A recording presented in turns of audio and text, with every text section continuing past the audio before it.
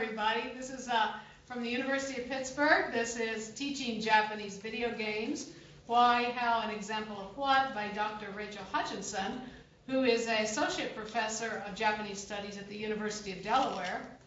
She received her doctorate from the University of Oxford, and her research addresses representations of Japanese identity in literature, film, manga, and video games.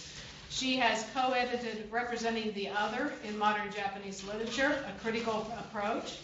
She's authored Nagai Kaku's Occidentalism, Defining the Japanese Self. She has published on Tezuka Osamu and also on Kurosawa Akira. And her new book is Negotiating Censorship in Modern Japan, which is an edited collection published in 2013. Her most current work is on video games and Japanese culture. So we have our video game expert here, and I'm going to turn the floor over to her. Go ahead. Thank you very much. Thank you, Brenda. Can you hear me if I talk like this? Yes, good. All right, before I start, I really want to thank Brenda Jordan and everybody at the NCTA for organising this talk and funding it, of course. I'm very honoured to be part of this program, and thank you everybody for coming out tonight. As you heard, I'm Rachael Hutchinson. I've been teaching here at UD for about 8 years. I teach Japanese language, translation, film, literature, and visual culture, and that's manga, anime, and video games. Today, I'll tell you why I use games in my classes, how I do it, and I'll give some examples of which games I use to teach what kinds of things in my lessons. So the first big question is, why teach Japanese video games? Why teach games at all? The first answer to this is simply the fact that games are really the art form of our time. Game designers express human ideas and stories through a hybrid mix of narrative, action, and art, a lot of which is visually stunning. You should see it on your screens. The increasing capabilities of modern hardware give us increasingly realistic virtual worlds, which players become very immersed in. And here we have the latest world envisioned by Square Enix, makers of the Final Fantasy series. Now, game designers really like to show off with water and light effects. So here we have a lot of water and light effects. And you see here, this building is completely surrounded by waterfalls, which means the water's moving. So this scene is basically saying, look how great our engineering is. See? Characters in games are also becoming more realistic, with 3D photorealistic faces becoming more common. Now, some designers do it better than others. This is Noctis. He's the hero of Final Fantasy 15 with character designed by Nomura Tetsuya. Now, this game genre is the JRPG, the Japanese role-playing game, which features very deep psychological growth and character development over the course of the narrative, as well as the immersive fantasy world. And I've argued elsewhere that the JRPG is now really the site where Japanese artists can engage critically with big social and political questions. They explore things like bioethics, nuclear power, social dysfunction, and so on. And these games, these JRPGs, have huge story arcs. These games can take a player anywhere from 50 to 100 hours to complete. So this allows the developers to examine very complex issues from a number of different perspectives, and often in very nuanced ways. Now, it's not all fantasy, of course. This is Kojima Hideo's Metal Gear Solid 4. This is a realistic vision of war in an unnamed Middle Eastern country. This game came out in 2008, and the level of detail on the environment there is incredible for the time. So one reason that you can teach games is to actually showcase the technological capabilities of hardware and software. But I'm trained more in cultural studies, so that's not what I do. I use these games to explore Japanese attitudes towards war, nuclear power, and so on. And I want to give 2 detailed case studies later in the talk to show you how I do that. So my reasons for teaching games in class, these are the texts that my students are familiar with. A lot of students come in knowing about all these games already. And this is actually how a lot of them came to be interested in Japanese culture in the first place. I think it's my job to teach them how to analyze this material in a critical, analytical way, in an academic setting, not just on the game forums at home. A lot of these students are also very interested in manga and anime. So it's important for them to see how all three of those media work together.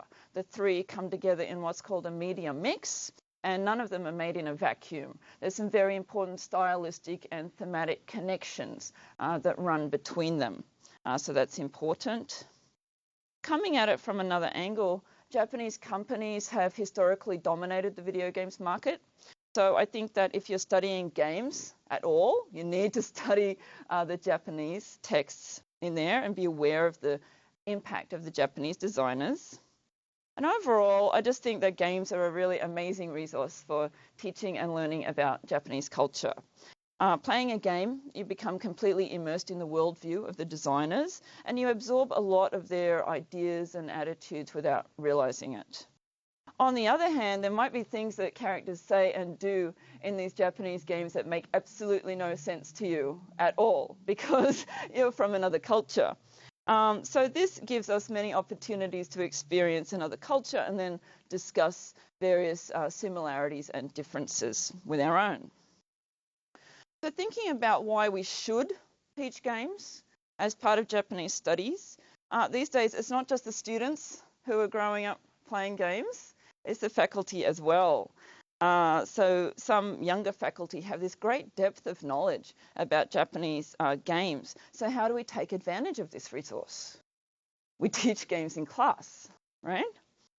Now, a lot of people think that I teach games in language classes, but I don't. I don't use them to teach Japanese language. There is a small RPG actually in development that does teach Japanese language at a basic level, but I want to use real Japanese game titles and then discuss them afterwards with my students. If I'm going to teach them critically, I need to teach them in English, and the students need to play them in English.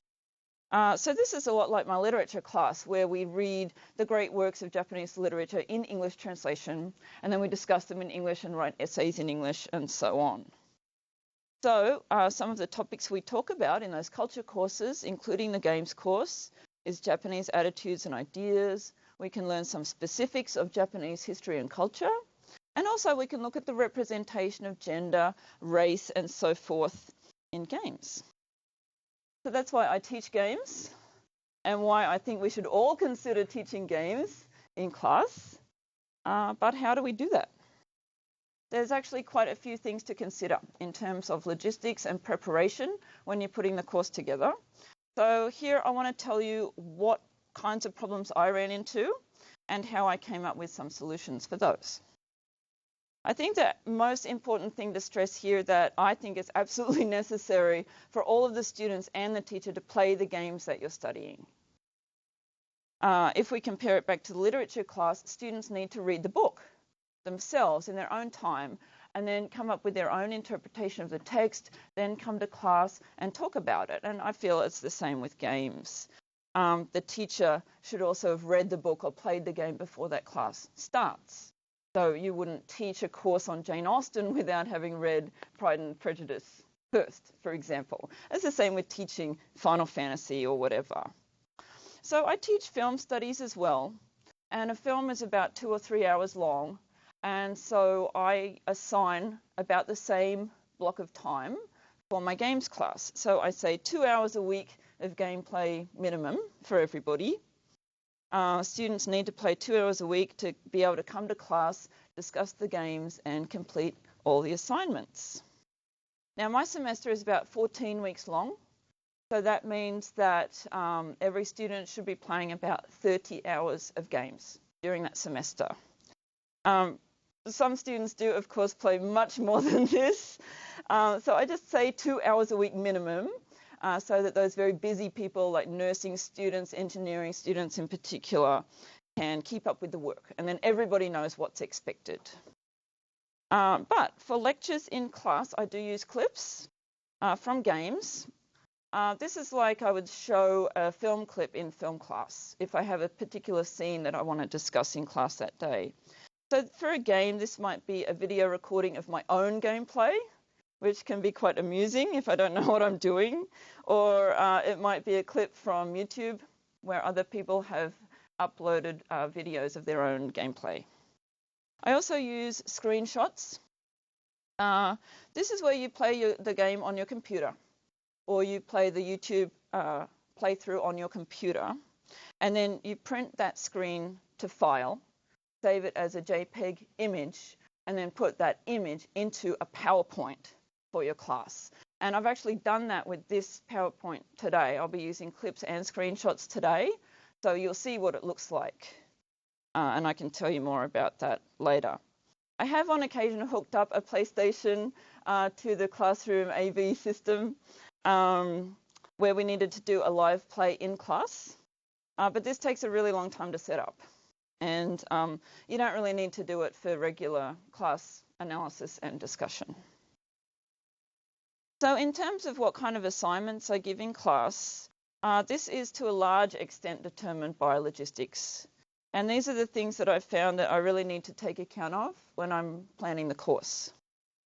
The first thing is game literacy in the class group. This is how much experience the students have playing the games. Platform literacy is which game system the students are most familiar with. For example, some grew up playing Nintendo, others on the PlayStation. The varying lengths of game texts. Some narratives are much longer than others. Also making the games available and equally accessible to all of the students. And this includes things like housing the game consoles and providing play space. The last thing is the consideration of cost, both to the department and also the student. So I want to just address these things quickly now. With game literacy, this means that you'll have experts and novices in the same class. With the experts, they have really played a lot of games. These people have been playing games for maybe 15 years. And so as a teacher, you really need to acknowledge those students' expertise. And the way that I do it is say, well, you as the students, you know the material, you know the primary texts. What we're going to do here in class is apply critical theory to that text. So even those experts get something very valuable out of the class situation. On the other hand, you have to reassure the novices, those people who might never have played a game before in their life. And I do get both kinds of student. And so for those people, I make sure that I regulate the class discussion very carefully. I put all the discussion questions in the syllabus beforehand so that those students know what they're looking for and they can make a comment after just their 2 hours of gameplay that week. So I think that managing expectation is important there. And that way everybody can contribute equally, ask questions in class, make comments and so on. One thing I do at the beginning of semester when I'm doing a course with group work is that I give the students a survey to see how familiar they are with games. And usually you get some experts and some novices and a bunch of normal people in between. And I assign the students into groups of 4. Each group has 1 expert, 1 novice, and 2 regular players. And that way the experts can show the novices what to do sometimes. And also the experts learn not to take so much for granted. Some things in games are new to people, and that's big news to the experts sometimes. With platform literacy, I use PlayStation 2 and 3 in my classes. So each teacher will really need to figure out which platform they're going to use for class. I use PlayStation because that's what I grew up with. That's what I'm most familiar with. So what I do at the beginning of the semester, again, is I provide a platform tutorial. I take the whole class to the library and I show them the PlayStations. And then if people haven't played on those before, I show them how. And they can come and ask me afterwards, well, how do we do this? How do we do that? And I've played games with students in the library before. So they need time to acclimatize to the new control system sometimes. The game text that I use on my syllabus are the whole Final Fantasy series, the Kingdom Hearts series, Okami, the Metal Gear Solid series. Those are big adventure role-playing action type games with a long narrative. Then I have some fighting games. I have the whole Soul Calibur series, the Tekken series, Virtua Fighter 5. That was kind of an impulse buy on my part. Naruto Ultimate Ninja Storm and one of the other Naruto games. And then to balance things out, I also have a simulation game called Katamari Damacy. This is where you roll a ball around on a surface and you pick stuff up. So we do that one for studying simulation. Just this year, I'm very excited, we've just added The Legend of Zelda Ocarina of Time. This is a Nintendo game, which a lot of people are familiar with. It's very famous. And so the library purchased a N64 console for my class use to run that specific game title on. So that was exciting. With the length of the games, I have a 14-week semester, as I said. So I cannot assign a 100-hour role-playing game narrative for homework and expect people to get to the end of that game by the end of the semester. It will happen for some people, but certainly not everyone. These games are hard, and people have trouble getting through the levels. So I have to devise various kinds of assignments that are not based on narrative. They have nothing to do with the narrative, that people can accomplish with that 2-hour-a-week gameplay. And some of the things we do is looking at the representation of characters or the 3D environment, the artwork. We look at dynamics of player character identification, things that add to or detract from the player's relationship with the character, and also various elements that go into creating immersion, like sound, music, equipment, and all kinds of things like that. And you can get those out of those 2 hours.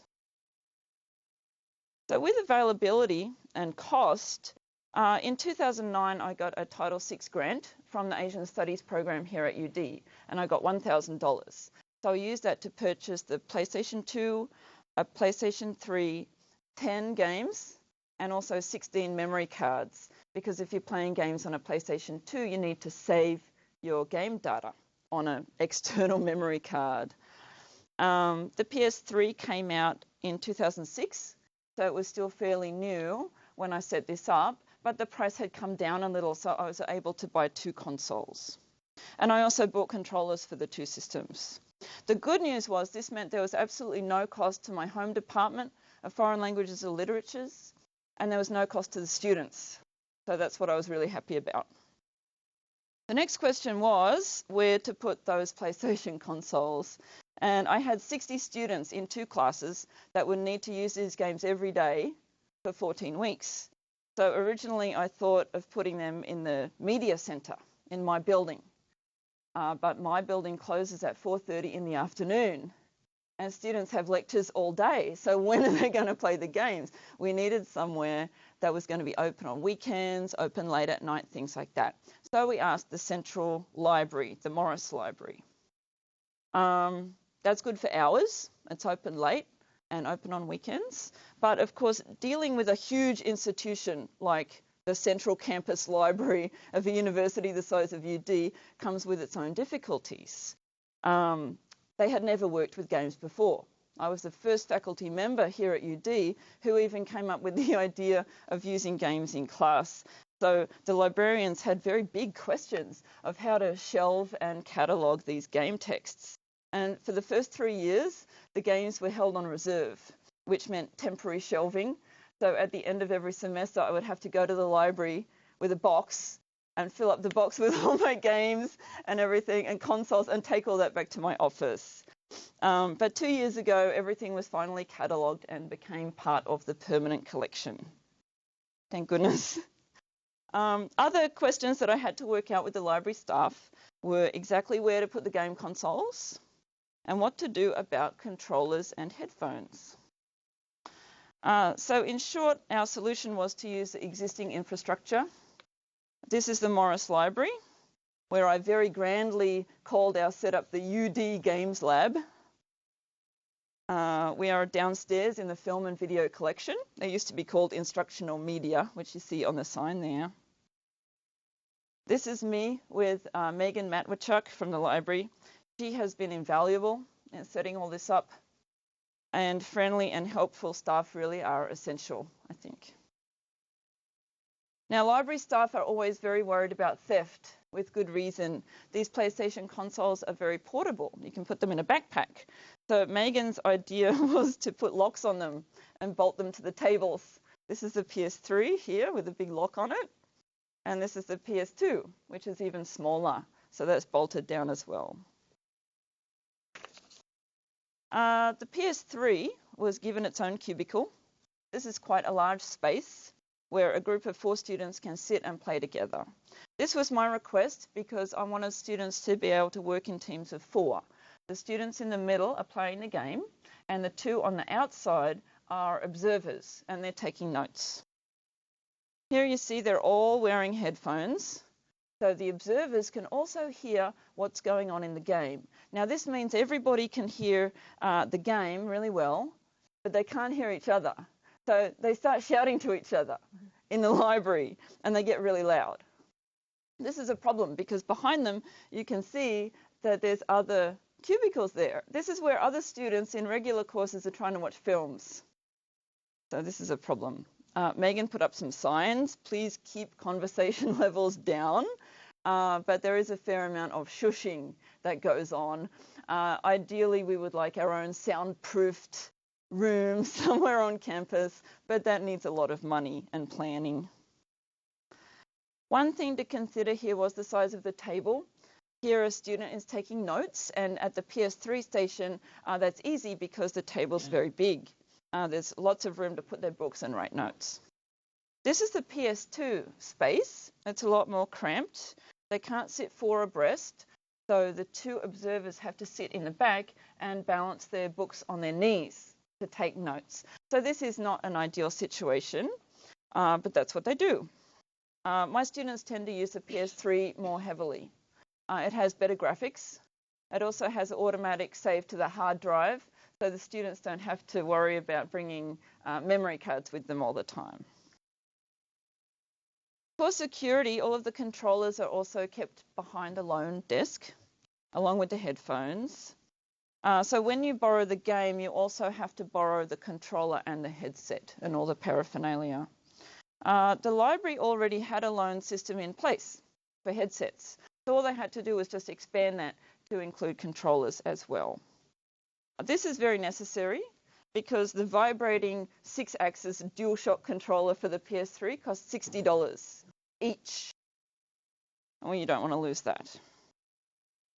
Now, when the game texts were on loan in the reserve room, students had to first come and borrow the game from this counter upstairs, and then go downstairs and borrow the controller and the headset, and renewing was very difficult. Now that everything is at the same counter, everything's been streamlined and everything runs much more smoothly. So what has been gained by setting all this up? What are the outcomes of teaching games? First, the students on campus can now experience a far greater range of Japanese media here at UD. I've also ordered more manga for the library and more anime, TV shows, films, etc. So now my students can read Naruto in English and Japanese and watch the TV animated series and play the video game. So they get a much fuller experience of that media product. Secondly, the students get to analyse games thematically and critically, which they probably haven't done before. This teaches them how to see games in a new way and understand their complexity as well as their historical significance. Third, faculty, here I mean me, I can capitalise on my own game experience and knowledge when I'm designing courses in Japanese studies. It doesn't all have to be language, literature, film. You can have other things as well. Finally, I think this is important. This links Japanese studies to other disciplines on the campus, mostly game studies, but also computer science, the Department of Communication, media studies, art, and so on. And here at UD, I'm actually in the process, we're building a game studies minor to bring all those things together. So now we've been through the why and the how. I want to look at what, some examples of what we can study in class, and some things that I teach in my class. One idea to start with, this is probably the easiest thing to do, is representation studies. You can look at static images of characters from the games, like this image of Mitsurugi here from Soul Calibur 3. He's one of the main characters in that fighting game series. But you'd need to balance out this static image with a study of how he actually moves in the game, a dynamic image as well, because of course the type of movement and the voice and the behavior of the character all comes together to really flesh out that character and make them seem like a real person. So Mitsurugi here can be examined in terms of gender stereotype. He's got very big muscles on display here. Also, we can do racial stereotype. He's very obviously Japanese with black hair, black eyes, and so forth. He's also an archetype from Japanese history. He's a samurai from the 16th century. And you can look at various characters for their ethnicity, cultural background, sexuality, gender, and so on. Fighting games are actually really good for this approach, because there's 30 or more characters in every single game. Also, they're all outrageously stereotyped. And there's good reasons for that, actually, which we can get into later if you're interested. Another thing that you can look at here is religious iconography. So Mitsurugi has this big red rope around his waist. And this is phallic imagery, but it's also from Shinto, right? It's like the rope that you see at the Shinto temple. He also looks a little bit like Toshiro Mifune, right? Which is very interesting in terms of cultural references to Kurosawa films. Okay. So I often show this next slide in class. This looks familiar to some of the people in this room. This is the character select screen from Tekken 5, showing Raven and Xiao Yu. There's very few black characters in these games. Tekken actually has the most, but Soul Calibur only has one. You might be able to see, it's quite small, but you might be able to see most of the male faces down the bottom on the select screen look very angry. A lot of them have their mouths open, they're shouting. But if you look at the women, they're not doing that. And two of them are smiling. So it's very different. Xiao Yu here is the perfect petite princess stereotype. She has the pink, shiny accessories and fluffy things going on with her costume. She has a very non-threatening stance, especially compared to Raven, who's coming out of the screen at you. And some of my students say that Xiao Yu here is in quite a sexual kind of stance as well. So depending on what screenshot you choose here, you could have any number of combinations of two characters facing off against each other, and you could draw all kinds of comparisons and make interesting observations just from this one screen. One thing that fighting games are known for, of course, is the extreme sexualization of the characters, especially the females. And Soul Calibur is actually probably the worst for this. Here we have the women from Soul Calibur. What's interesting to me here is how the characters change over time. So on the left we have Ivy from Soul Calibur 2. This came out in 2002. She's very tall, she's 5'9", but she has a very feminine body shape with large breasts, small waist, and so on. She actually looks like a regular woman with a normal anatomy. Well, maybe not normal, but realistic. If you see her on the right, on the bottom right, this is the same character in Soul Calibur 4. This game came out 6 years later in 2008. The anatomy is now way out of balance. The breasts are very inflated and the thighs are hollowed out. It's unrealistic. The other female characters in the game are similar. And I've argued in my work that Ivy and also Taki, the ninja in red on the upper left, are the most highly sexualized in this game. And this is to compensate for their strength. Ivy is the tallest, one of the tallest characters in the game. She's taller than some of the male characters. And Taki is a ninja warrior. So the designers made these characters more female to compensate, to keep the patriarchal power system intact. So you can do a lot of interesting work on gender representation and sexualization in these games. Other things that you can look at in the larger course are various kinds of social anxieties. It's a cliche that a lot of characters in the JRPG do not have any parents. So why is that? A lot of the storylines revolve around bioethics. This is things like cloning, genetic manipulation, and so forth. Dealing with memories of World War II through allegory is very common. Nuclear anxiety over atomic weapons and the idea of safe energy is also a common theme. And overall, you see a loss of personal power in modern society. And this here is a picture of Eris from Final Fantasy VII, looking quite worried. All of these themes are part of my syllabus on Japanese games. So let's do a case study. I would like to look at the theme of nuclear anxiety in the Final Fantasy series. As we know, nuclear anxiety has been an important theme in Japanese literature and film and other artistic works in the post-war period. It's addressed in a range of narrative forms. We have Ibuse Masuji's novel, Black Rain, Nakazawa Keiji's manga, Barefoot Gen, Kurosawa Akira's film, I Live in Fear. All of these have very direct references to the atomic bombing. Then we have the allegorical Gojira, that's the original Godzilla from 1954, and the anime Akira from 1988. But we also see the same kind of nuclear anxiety at work in games. I'm thinking particularly of Kojima Hideo's Metal Gear Solid series and Square's Final Fantasy series. Now, what's really interesting to me is that these works came out in 1987. They started the year after the Chernobyl nuclear meltdown, which of course caused fears of nuclear radiation all around the world. And they were followed very closely by Akira in 1988. Nuclear power in all of these texts is imagined in dual terms. Nuclear power has two uses. It can be made into weapons, which is very negative, or an energy source, which is neutral or positive.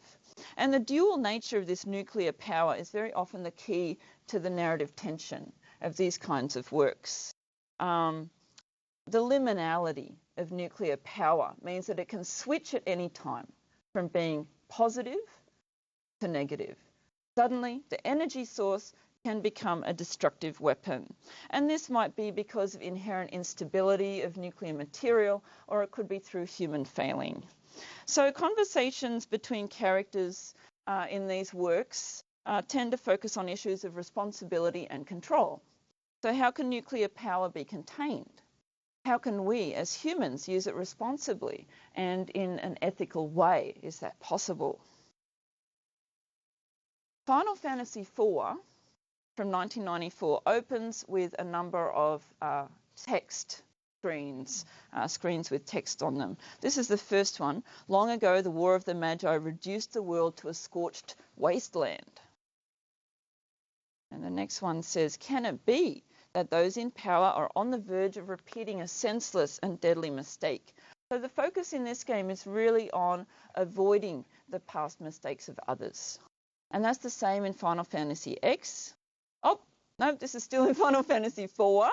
One of the elders in the village of Nash has a great quote. The increased use of Magitech power will surely lead to global destruction. ... Can this really be happening? People will never learn. We have to avoid the mistakes of others in the past. We see this again in Final Fantasy X. The main character Titus finds himself in the future, 1,000 years after the destruction of his hometown of Xenakant. And in this scene here, his party members are explaining to him what happened in the past. Yuna says, more than 1,000 years ago, mankind waged war, using machina to kill. They kept building more and more powerful machina. They made weapons so powerful it was thought they could destroy the entire world. The people feared that Spira, that's the name of their world, would be destroyed. But the war did not stop. And Titus is shocked by this and he says, what happened then? Eunice says, sin came and it destroyed the cities and their machina. The war ended and our reward was sin. Now, sin is the name of a giant monster, which I'll show you in a minute. But, of course, the fact that the giant monster is called sin has been commented on by many observers linking the religious themes in the game to Christianity and some kind of divine retribution for human failing. But I want to point out here that the power of sin is visually a lot like the nuclear blasts in anime and manga that were coming out at around the same time. So I have a clip here showing sin exploding with a force field in battle. And it should work. Let's try it.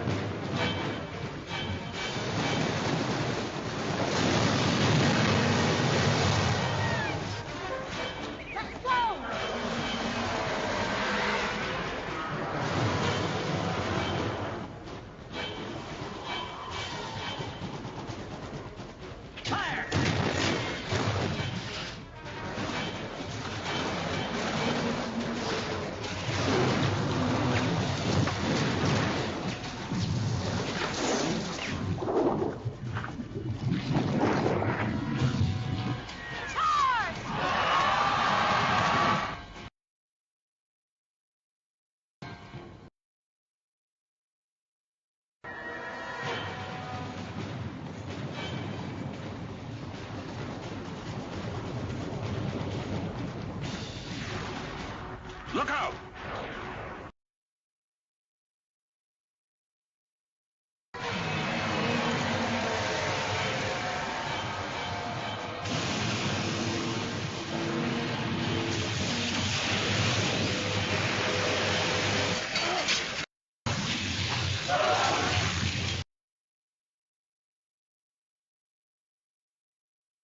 So there we are.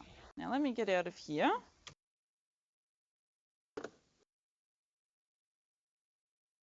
All right, so that was the blast of sin. This here is actually a screenshot. Now, I was talking before about screenshots. That's what one looks like. Okay, now the the blast of sin, which wipes out that crusading army, the people that were mounted on the bird-like creatures, those are chocobo. The crusading army gets wiped out by sin, and the blast is very, very similar to the blast in Akira, which leveled Neo-Tokyo in 1988. Very similar again to the blasts in the TV animation series Neon Genesis Evangelion from the mid-90s. What makes sin different, I think, is the way that it completely vaporizes the enemy into black and white particles when sin hits them with full force. These particles fill the screen, and it's really this more than anything else that usually convinces my students that what we're dealing with here is a nuclear allegory. Now, in Final Fantasy VII, this is a game from 1997, the ethics and safety of using nuclear power as an energy source comes under intense scrutiny. The duality of nuclear power in this game is very clear. Mako is used as raw material for energy as well as weapons. And in this game, it's really not the mistakes of the past that we're trying to avoid. We're trying to fight a corrupt government right here in the present. Nuclear power in this game is very thinly disguised as Mako. It's a very efficient energy source in comparison to coal and electricity. The Shinra Electric Power Corporation has built a number of Mako reactors to extract energy out of the planet. And Mako is not a renewable energy source. When you extract it, it causes all of the vegetation and animals around that reactor site to die. So that the capital city, Midgar, I don't know if you can see it in the picture here, becomes a dark blot on the world map. You might be able to see Cloud. He's the main character. He's got blonde hair. He's wearing a purple suit. He's standing outside this wasteland, and that's the capital city. Mako is also a radioactive element that can affect the human body and poison you. And we find out that Mako reactors are unstable. Okay? And the mountain town of Corel has a Mako reactor, which replaced the traditional coal mines some years ago. When Shinra first suggested building a Mako reactor outside the town, there was a lot of protest. A guy named Dine said, "Our coal has been protected for generations. Our fathers and theirs before them risked their lives for it. We have no right to throw it away so easily." But his friend Barrett Wallace, who grew up in Corel, replies, "Listen, Dine, no one uses coal nowadays. It's just a sign of the times." Of course, the reactor is built. Here it is. And it explodes. Corel is burned to the ground by Shinra soldiers because they blame the accident on the villagers. So this shows us the unstable nature of Mako energy, as well as the duplicity of those in power, Shinra Corporation. And the story of Corel's destruction actually provides the motivation for Barrett in the game, and he's a very important character in your party. After Corel, we visit a little village called Gongaga. This is a screenshot. The first thing that it has a ruined reactor right outside the town. So here we see the town in the front and the ruined reactor in the back. When we enter the village as Cloud, we're controlling Cloud, the first thing we see is this little graveyard here. There's a man in blue, he doesn't say anything, and there's a woman with red hair. She's kneeling at a tombstone. And she says, 3 years ago when the reactor exploded, my husband ... When you push her for more by pressing X on the controller, she says, do people really need reactors to live? Aren't there more important things in life? And she never moves from this kneeling position at the gravesite. When you go into town, the item seller, the innkeeper, the mayor, and the weapons seller all expand on this reactor explosion. They say, this is Gongaga village. Many people died here in a reactor explosion. The Shinra people told us that everyone would be happy once the reactor was built. But this was a lie. All it brought us was sadness. And another person says, we voted to outlaw the use of Mako energy and live with nature ever since that explosion. Now, the area surrounding the reactor is littered with this kind of metal debris. And the head of Shinra's weapons development program turns up. Her name's Scarlet. She's standing there in the middle of the screen with a red dress on. She arrives and starts searching the ruins for huge materia, she calls it. She wants to make an ultimate weapon. So this is where the material from the reactors is linked for the first time with making a weapon. And this is what she makes. On the left is the cannon at Junon Harbour, and on the right we have the malevolent Sister Ray weapon, and that's what Scarlet develops towards the end of the game. So the scene in Gongaga repeats and reinforces the idea that Mako reactors are volatile and dangerous. They cause destruction in the wake of false promises by those in power, and links Mako power directly to weaponry. It also suggests an alternative way of life. And the next scene in the game is a place called Cosmo Canyon, where people and these little creatures like lions live in harmony with nature. So, of course, we have to ask what makes games different from literature and film in all this. Of course, is the role that the player takes when they're playing the game. Playing as the character Cloud, the player actually destroys a reactor in Midgar Sector 7. And what happens is it collapses on the slums and kills all the residents below. And that's Cloud's fault. It's your fault, right? Barrett, one of the main characters in your party, argues for the Corel reactor. So he's seen as betraying the town. Okay? So this complicity, this guilt, makes the player more motivated to fight against Shinra, against the nuclear enterprise of the Mako reactors.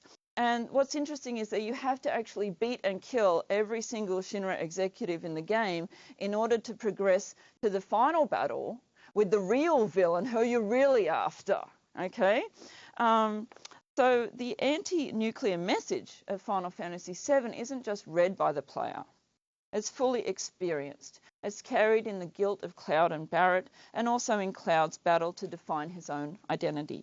And this kind of player experience has been described as embodiment, providing very deep engagement with the ideology of the text. If you live through that narrative as the main character, strategizing, making choices, informing the details of narrative development, this makes the message of the game more likely to stick with the player as a result of active rather than passive learning. Okay? And I've argued in my work that the connections made between the game world and the real world in this game in particular make the nuclear critique very effective, because the player always has to make connections and think about the real world while they're playing the game. So that's a case study. Let's do another one. Why not? This is all about narrating war in the series Metal Gear Solid. Now, if you think about war games in Japan, there's nothing like Call of Duty. There's very few war games that were ever made in Japan. There's no recreations of World War II. And this is mainly because war games need some kind of winning narrative, winning scenario for the player, so that the player can be the action hero, recreate the battle, and achieve victory in that battle. Now, winning narratives on the Japanese side of World War II are extremely limited. If you think about when Japan was winning the war, we're talking about the very early stages of the war. This involves colonial expansion into Korea and Micronesia, the incursions into Asia, and so forth. So, of course, these so-called victories, in hindsight, are very low points of Japanese history. They evoke a sense of shame about the Japanese past, and most Japanese people would rather forget about all that. So you can't make a game out of those, right? But if you look at the rest of the war years, you really only have losing narratives. Losing narratives don't make a good game either. There's no real sense of competition for the player. The player can't achieve anything. There's no great and glorious victory. There's no joy in winning. All that's absent, right? So there's many, many reasons for Japanese game developers to just avoid World War II altogether. However, there is one way to make a game about the war. Okay, historic, heroic war narratives might be unavailable, but nuclear narratives, as we've seen, are very common. So where Final Fantasy gives nuclear war their allegorical treatment, it also gets direct representation. We see atomic explosions in Resident Evil 3, and we also see it in the Metal Gear Solid series. I want to look at Metal Gear Solid for a minute. This is from 1998. Some of you, if anybody has the printout of the PDF that I sent Brenda earlier in the week, I made an error. It said Metal Gear Solid 2 on there, but actually the game that I'm talking about is Metal Gear Solid. So this game has very interesting representations in the narrative of bioethics. There's a lot of ideas of cloning and biological experimentation. So you could examine this game as a thematic exploration of bioethics. But it also has very direct representation of nuclear weapons, nuclear waste, and the atomic bombing of Hiroshima. And Hideo Kojima, the designer, does this in a very interesting way. What he does is he combines 3D character modeling with actual photographic footage of nuclear waste facilities, missiles, and energy production. And it's actually very innovative for the time, 1998. So let's take a look. Now this starts at 550, so I'm going to have to fast forward to the part that we want. Here at Quizlet, we use Freshbits to manage our support. I'll tell you, the part that we're going to, thank you. The part that we're going to look at is where the main character, Snake, has just saved a man called Kenneth Baker from an enemy. And now he's talking to Kenneth Baker. And he's the head of arms tech corporation. So he's explaining some things to Snake here. Your age ended with the turn of the millennium. Oh, you're wrong. The threat of nuclear war isn't gone. In fact, it's greater than it's ever been. The amount of spent nuclear fuel and plutonium is increasing even today. Listen, have you ever seen a warehouse full of nuclear material? No. Drums and drums of nuclear waste stacked this high, as far as you can see, because there's still no real way to dispose of the stuff. So they just close the lid and try to pretend like it'll go away? Essentially, yes. And they're not even doing a good job of storing it. Many of the drums are corroded, with nuclear waste seeping out of them. Unbelievable. Not only that, but several pounds of MUF are reported every year. MUF? It stands for material unaccounted for. It proves that there's a large and well-organized black market in nuclear materials. Furthermore, since the end of the Cold War, Russian nuclear engineers in particular are out of work with no way to turn. In other words, there's plenty of available nuclear material and scientists for making a bomb. We live in an age when any small country can have a nuclear weapons program. What about the other superpowers? Russia and China still maintain a significant nuclear presence. Okay, there we are. Let me come back to my PowerPoint. Okay.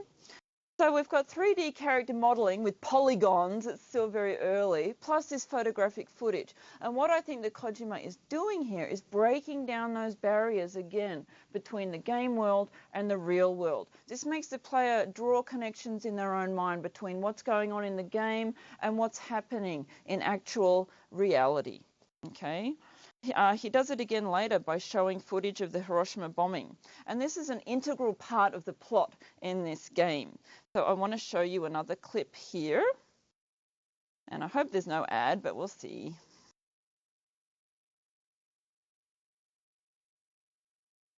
No, there's no ad. Okay, I'm going to fast forward to 7:28. So here, Snake is talking to a scientist called Hal Emmerich, and Hal Emmerich has just discovered that he created a nuclear weapon by mistake. So he's very upset about this. What did our president do? If the terrorists launched that thing... Damn! Damn! I'm such a fool. It's all my fault.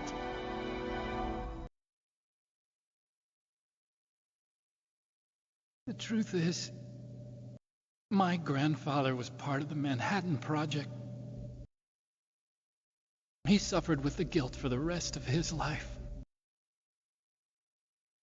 And my father, he was born on August 6th, 1945. The day of the Hiroshima bomb. God's got a sense of humor, all right.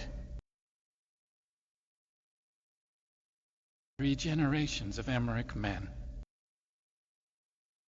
We must have the curse of nuclear weapons written into our DNA.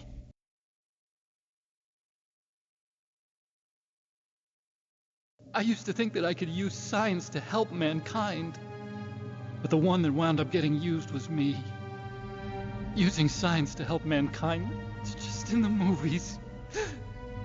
That's enough crying. Pull yourself together. Where is Metal Gear? That's the important thing. Where is Metal Gear? Right? I love Snake. He's great. Okay. So, as we just heard, Dr. Hal Emmerich unwittingly created a nuclear weapon called Metal Gear. His father was born on the day Hiroshima was bombed, and his grandfather worked on the Manhattan Project. Now, this is very significant, I think. In Kojima's narrative, the Hiroshima bombing took place not in one single moment, but in a continuous attack over time. So Japan is the constant victim of Western science and technology here. And even though Hal Emmerich does feel remorse, it's still his actions that caused the current crisis. He says, it's all my fault, and people here were nodding. Yes, it was. You probably noticed that all of the characters here looked Western, including the player character, Snake. And this game did very, very well in the West. a lot of the people playing the game didn't realize it was a Japanese product. And so this makes the Western audience feel sympathy for Japan. So seeing Japan as the victim gives a lot of value to the non-heroic narrative of Japanese war games. It exonerates and elides shame over Japanese actions in World War II. And the important thing for me here is how the game text adds something to what could be possible in literature and film.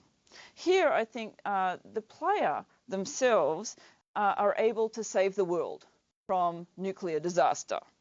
Okay, the player is active, making decisions, acting heroic, and in this way, Japan is able to reclaim agency as the subject of history, not just the object. Okay, so the nuclear narrative is actually a very successful way for the player to gain victory in a war-related narrative.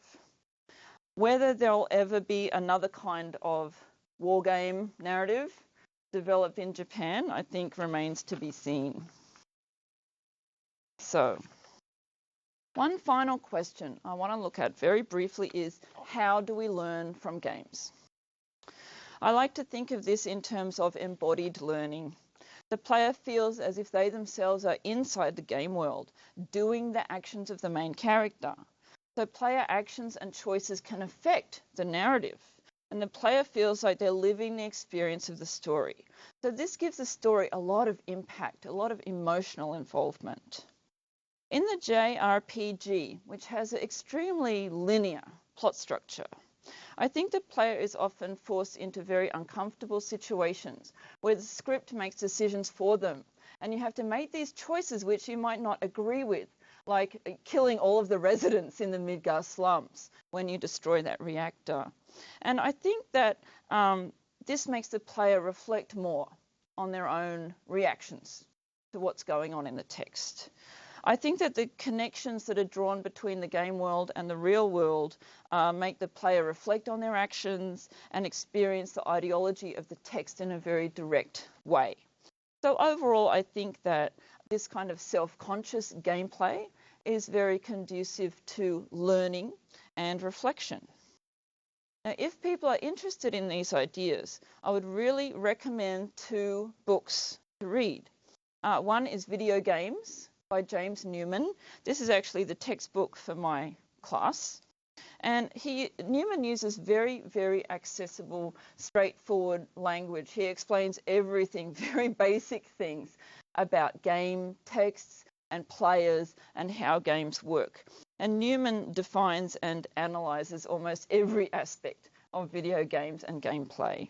That's very useful for teachers as well as students. The second book I would recommend is James Paul G., What Video Games Have to Teach Us About Learning and Literacy.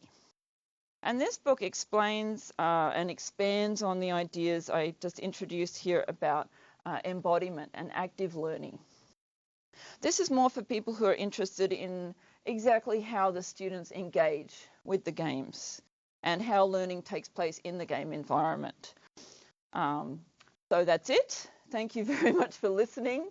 I'm very open to questions now through this wonderful video conference that's been set up, or also through any of these media afterwards if you want to get in touch with me. Thank you very much. Thank you very much, Dr. Hutchinson. Let's give her all an applause.